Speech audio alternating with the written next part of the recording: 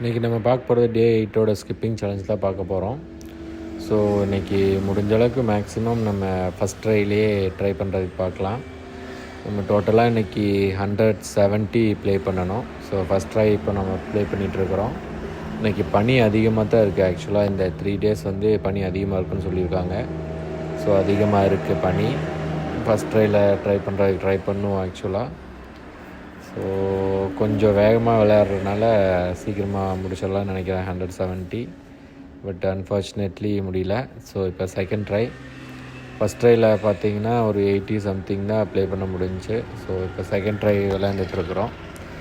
நான் கொஞ்சம் first second time நம்ம கரெக்டாக ப்ளே பண்ணோம் அப்படின்னா நம்ம கவுண்ட்டை ரீச் பண்ணிட்டோம் அப்படின்னா ஈஸி. இல்லாட்டி வந்து ஒரு 4th டைம் 5th டைம்லாம் வந்து லெக் ஓவராக பெயின் ஆயிரும்.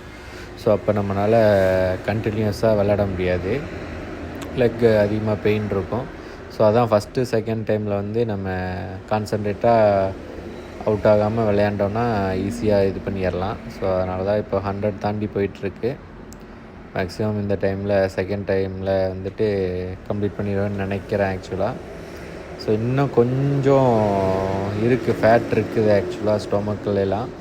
ஸோ அந்த ஃபேட்டெல்லாம் ரெடியூஸ் பண்ணணும். ஆக்சுவலாக 1 day 1 meal தான் சாப்பிட்ருக்குறேன்.